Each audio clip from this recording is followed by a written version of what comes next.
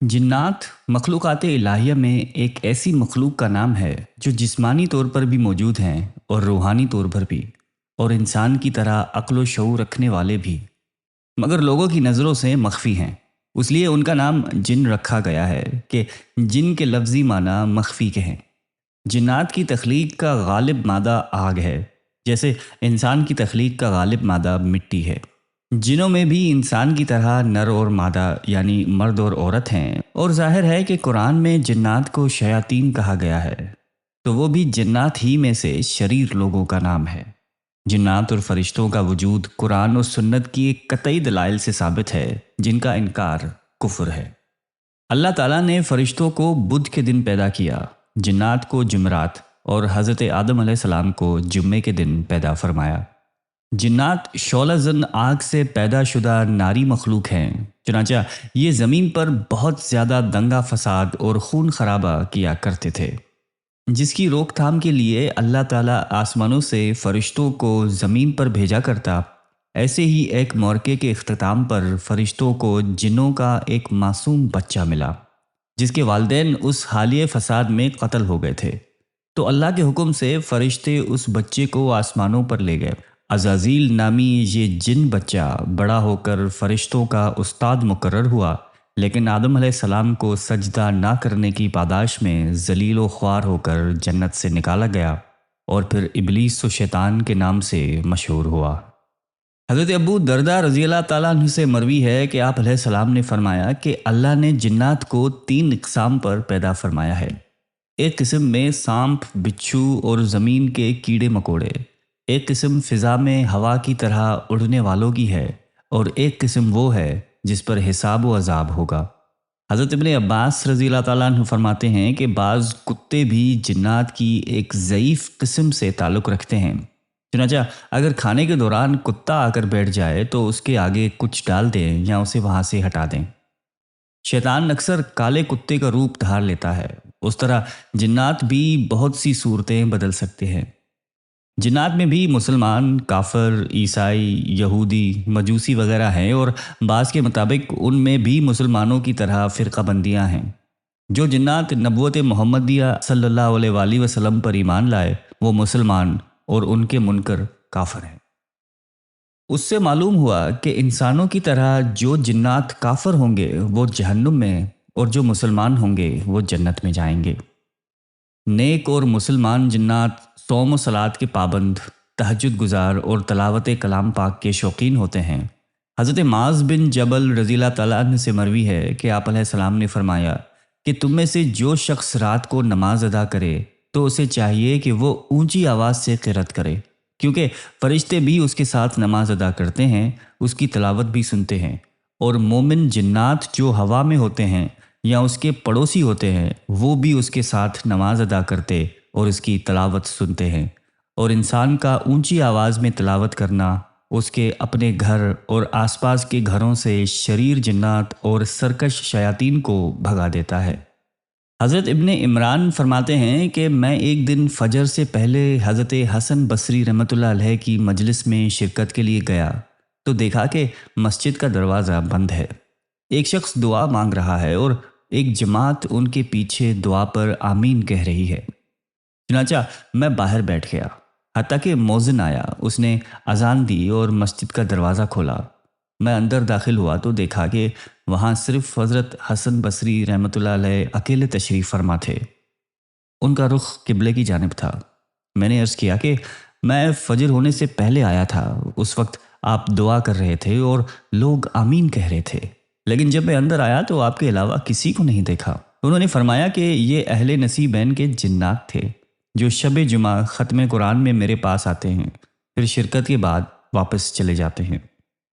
सूरह रहमान की आयत नंबर 56 में हूरों से मुतल्लिक इरशाद बारी ताला है कि ना तो उससे किसी इंसान ने कुर्बत की होगी ना ही किसी जिन ने।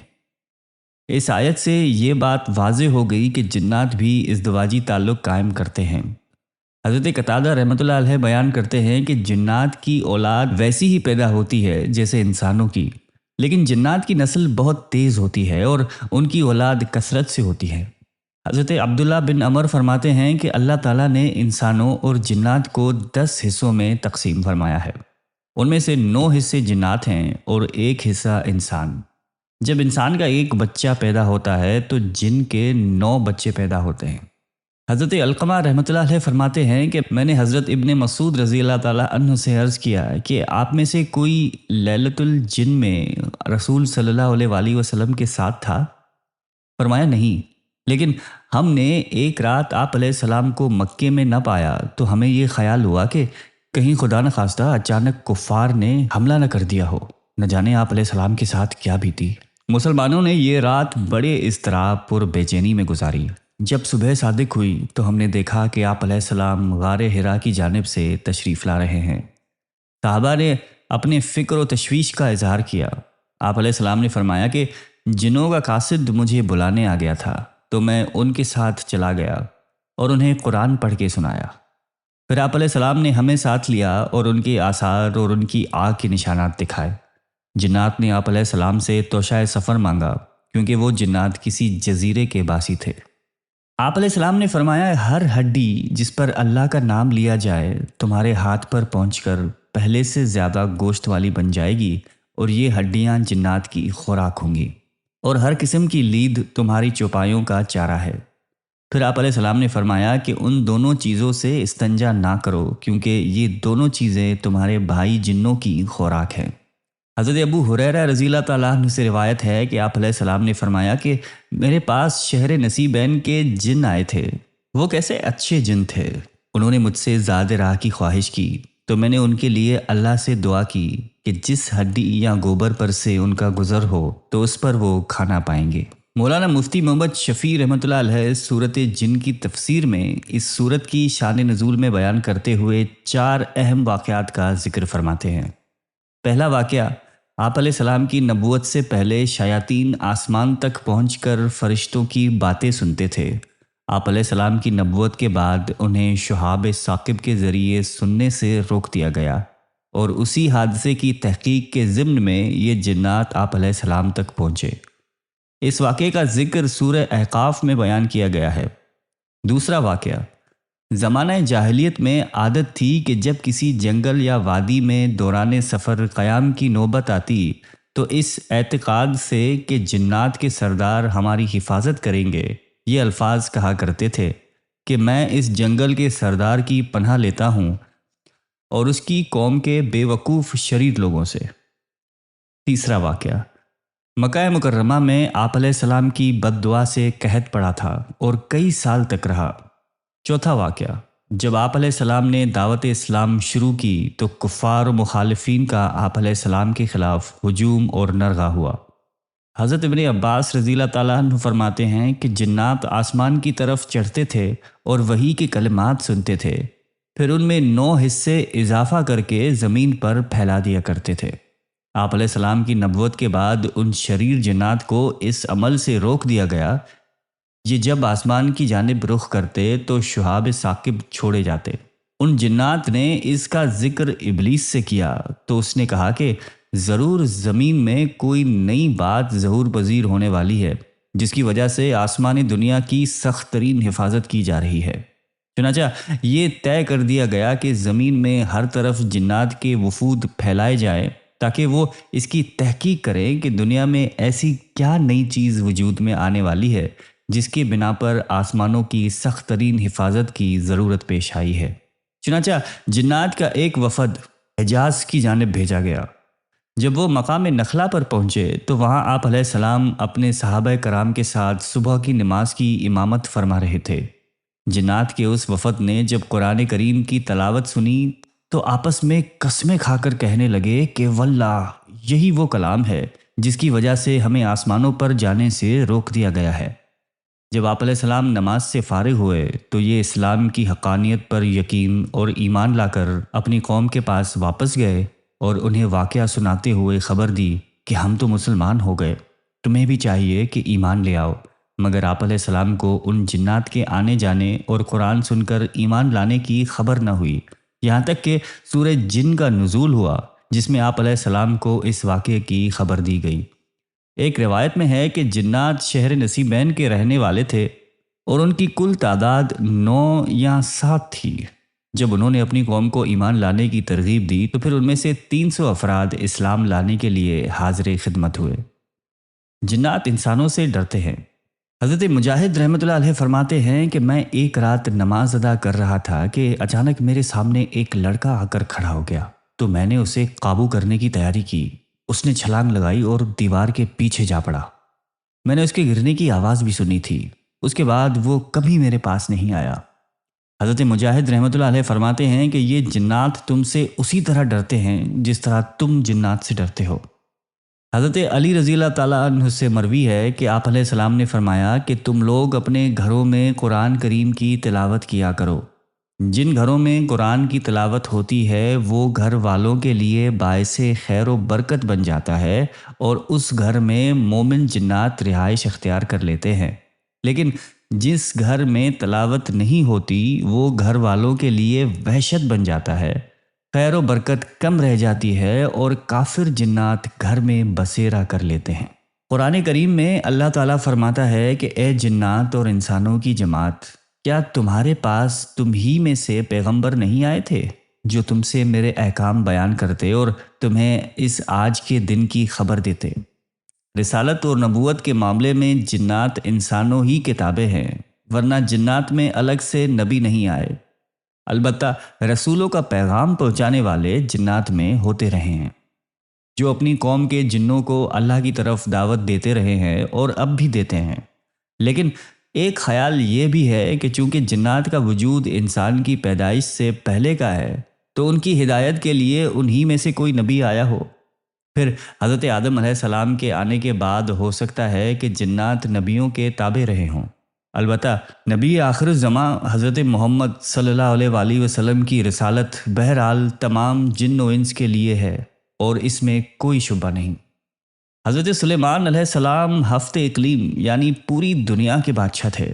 دنیا کی ہر شے آپ کی مطیع و فرمان بردار تھی۔ ہوا کو حکم دیتے تو وہ مہینوں کا سفر گھنٹوں میں طے کر دیتی۔ چرند پرند ہر حکم کے تابع داری کے لیے حاضر ہوتے۔ سرکش جنات ہر وقت ہاتھ باندھے احکامات کی بجا آوری کے لیے تیار رہتے۔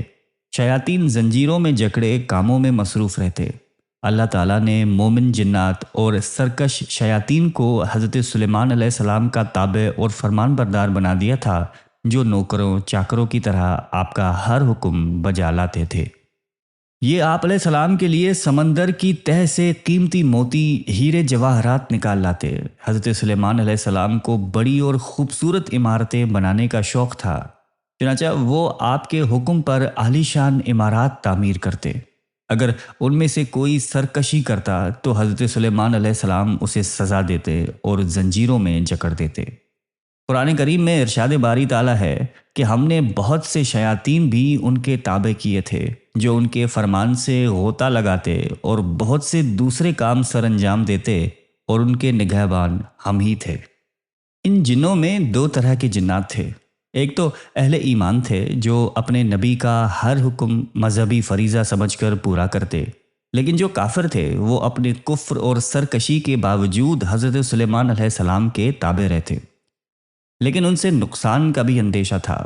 چنانچہ سورہ سبا میں ارشاد باری تعالیٰ ہے کہ جو کوئی ان میں سے ہمارے حکم سے پھرے گا اسے ہم آگ کا مزہ چکھائیں گے۔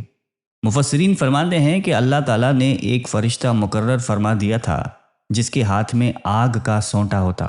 جنات میں سے اگر کوئی حضرت سلیمان علیہ السلام کے حکم سے سرتابی کرتا تو فرشتہ اسے سونٹا مارتا، جس سے وہ جل کر بھسم ہو جاتا۔ آپ علیہ السلام کی نبوت سے پہلے جنات آسمانی دنیا کی خبر معلوم کرنے کا کوئی نہ کوئی موقع پا لیتے تھے، اور پھر ایک سچی بات میں 9 من گھڑت اور جھوٹی باتیں ملا کر کاہنوں کو بتا دیا کرتے تھے۔ یوں کاہنوں میں یہ بات مشہور ہو گئی کہ جنات غیب کا علم جانتے ہیں۔ حضرت عائشہ رضی اللہ تعالیٰ عنہا فرماتی ہیں کہ میں نے عرض کیا کہ یا رسول اللہ، یہ کاہن جو بات کہتے ہیں ہمیں سچ بھی ملتی ہے؟ آپ علیہ السلام نے فرمایا کہ یہ بات حق ہوتی ہے۔ اسے جن چوری کر کے اپنے دوست کے کان میں ڈال دیتا ہے اور وہ اس میں 100 جھوٹ ملا دیتا ہے۔ حضرت صفوان بن سلیم رحمۃ اللہ علیہ فرماتے ہیں کہ جنات انسانوں کے سامان اور کپڑوں کو استعمال کرتے ہیں، بس تم میں سے جو شخص کوئی کپڑا اٹھائے یا رکھے تو بسم اللہ پڑھ لیا کرے، کیونکہ اللہ کا نام مہر ہے۔ اس طرح سے جنات ان کپڑوں کو استعمال نہیں کریں گے۔ حضرت انس رضی اللہ تعالیٰ عنہ سے روایت ہے کہ آپ علیہ السلام نے فرمایا کہ گندے مقامات شیاطین کے رہنے کی جگہیں ہیں۔ حضرت انس رضی اللہ تعالیٰ عنہ فرماتے ہیں کہ آپ علیہ السلام قضائے حاجت کو جاتے تو یہ پڑھا کرتے تھے کہ اللہم انی اعوذ بک من الخبث والخبائث، یعنی اے اللہ میں آپ کی پناہ مانگتا ہوں خبیث جنوں اور خبیث جنیوں سے۔ اللہ تعالیٰ نے انسان کو اشرف المخلوقات بنایا ہے، چنانچہ جنات و شیاطین سمیت دنیا کی ہر مخلوق انسان سے خوف کھاتی ہے۔ اللہ اور اس کے نبی علیہ السلام کی تعلیمات کی روشنی میں بدترین جنات اور شیاطین کو شکست فاش دینا بہت آسان ہے، لیکن اگر جنات کی وجہ سے کچھ لوگوں کو بیماری یا موت لاحق ہو جائے تو یہ خود اپنے اوپر ظلم کرنے کے مترادف ہے، جس میں جعلی پیر فقیر اور سنیاسیوں کا بڑا ہاتھ ہے۔ جنات سے مقابلہ کرنے کے لیے ذکر الہی، دعائیں، اعوذ باللہ من الشیطان الرجیم، استغفار اور سورہ فلق اور سورہ ناس کثرت سے پڑھی جائے، لیکن 5 وقت کی نماز ادا کرنا سب سے اہم ہے۔ جنات و شیاطین کے خلاف مدد حاصل کرنے اور انہیں شکست فاش کرنے کے لیے سب سے بڑا عمل آیت الکرسی کا پڑھنا ہے۔ انسان سے شیاطین کو بھگانے، جنات کے اقدامات کو باطل کرنے اور ان کی آفات سے بچنے اور منفی عملیات سے محفوظ رہنے کے لیے آیت الکرسی میں بڑی عظیم تاثیر ہے۔ یہ مرگی کا بھی علاج ہے۔ حضرت ابو ہریرہ رضی اللہ تعالیٰ عنہ سے روایت ہے کہ آپ علیہ السلام نے فرمایا کہ آیت الکرسی قرآن پاک کی سب آیات کی سردار ہے۔ جس گھر میں شیطان ہو تو اسے پڑھا جائے، وہ بھاگ جائے گا۔ ہر رات سونے سے پہلے گھر میں آیت الکرسی پڑھ کر حصار باندھنا بزرگان دین، اولیاء کرام اور تجربہ کار حضرات کا معمول ہے۔ اس عمل سے صبح صادق تک پورا گھر اور اس میں موجود افراد ہر طرح کے انسانی اور شیطانی شر سے محفوظ رہتے ہیں۔ حضرت قتادہ رحمۃ اللہ علیہ بیان فرماتے ہیں کہ جس نے اپنے بستر کی ٹیک لگاتے ہوئے آیت الکرسی پڑھ لی، 2 فرشتے اس کے سپرد کیے جاتے ہیں جو صبح تک اس کی حفاظت کرتے ہیں۔ سورہ فلق اور سورہ ناس، قرآن کریم کی یہ آخری 2 صورتیں ہر قسم کے شیطانی عملیات، جادو ٹونے اور نظر بد کا علاج ہے۔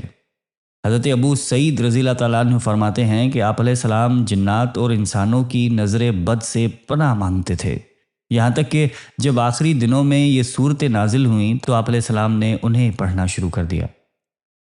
اللہ تعالیٰ مجھے اور آپ کو شیطانی شر سے محفوظ فرمائے، آمین۔